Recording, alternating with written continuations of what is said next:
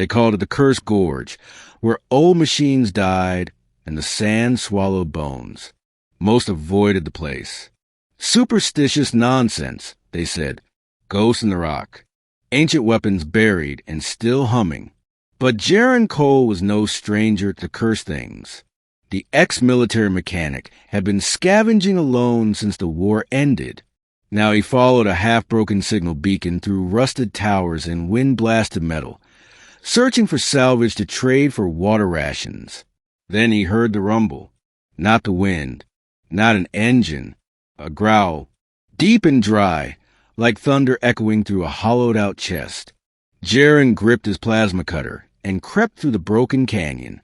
And there, buried in scorched chains and half-buried stone, was a dragon, white as bleached bone, albino, skin cracked like desert clay, eyes sunken, throat pulsing weakly.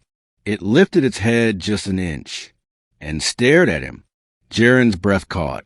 The dragon was ancient, skeletal, wings tore to ribbons and folded against rusted pylons like forgotten sails. Spikes of alien metal pierced its limbs.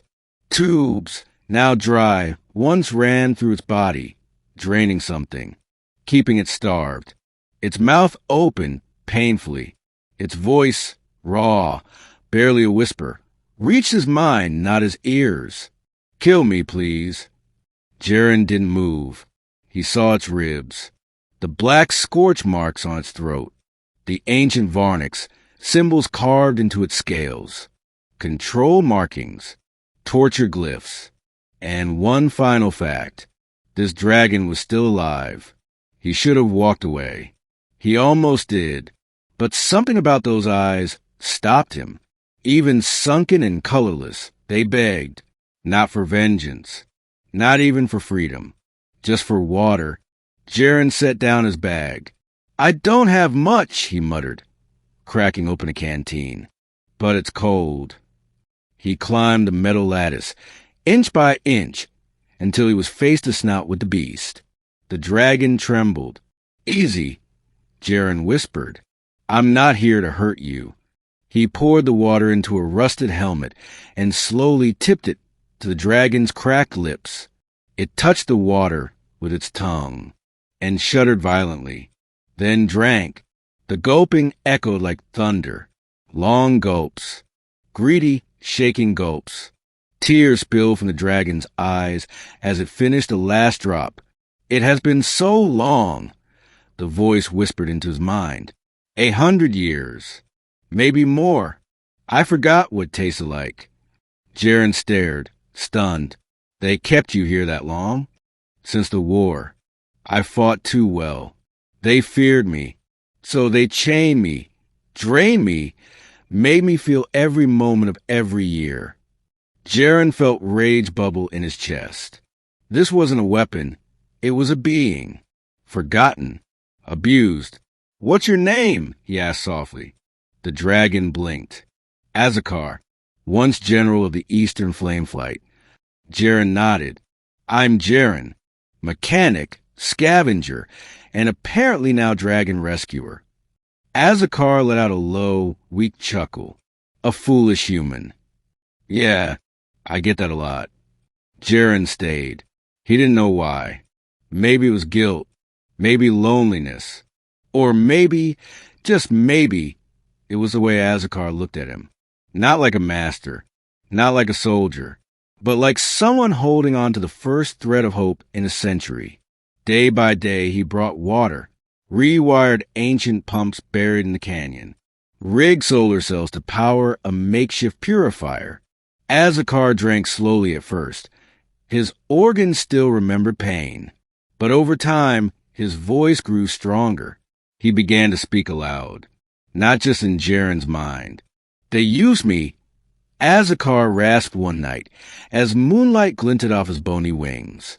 "In the war, Varniks bred me to burn cities.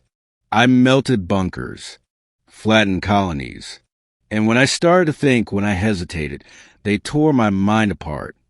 Jaron adjusted a makeshift forepipe into Azakar's shoulder, "and then locked you here to die slow." Azakar nodded. "They called it mercy." Said I was too dangerous to destroy. Yeah? Well, they forgot one thing. Azakar blinked. What? I fix broken things. Jaren worked for weeks.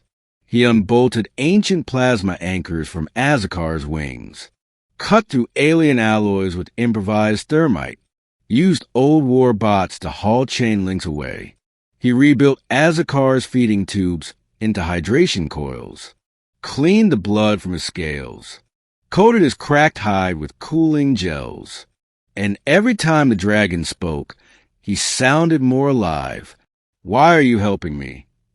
Azakar asked one day, his tail twitching as he tested a newly freed limb. Jaren sat cross-legged, chewing dry protein. Because I'm broken too, he said finally. Lost my unit. Lost the war.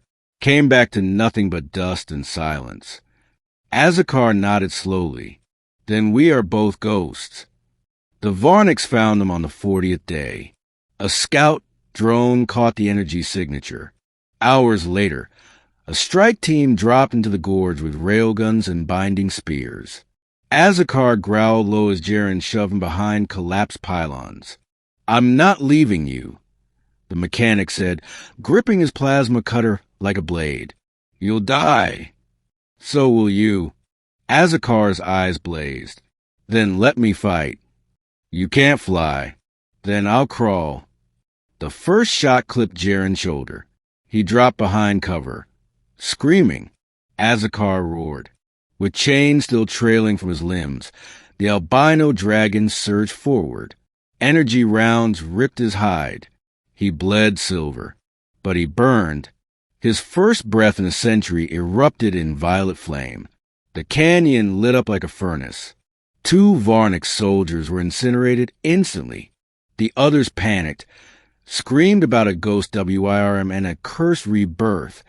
Jaren, bleeding and choking, watched Azakar lunge, teeth flashing like daggers. The last soldier fled. After the battle, Azakar collapsed. Jaren dragged himself to the dragon's side and pressed the last of his water into the dragon's mouth. Not dying now, he whispered. Not after all that. Azakar coughed smoke. My wings hurt. Jaren laughed, even through the pain. Yeah, means they still work. Weeks passed. They repaired what they could. Jaren wired together flight regulators from broken Varnik's tech. He built makeshift armor over Azakar's weakest joints. Together, they shaped the gorge into a fortress of metal and memory. And one morning, Jaren stood at the edge of the cliff and watched as Azakar unfurled his wings. White, scarred, beautiful. He ran. He jumped and flew. When he landed, trembling, Jaren was there waiting. Azakar bowed his head low. You gave me more than water. You gave me my life. Jaren rested a hand on the warm, healed scales. Then let's live it. Together. Azakar's eyes gleamed. Human mechanic, would you ride with me? Jaren grinned. Try and stop me.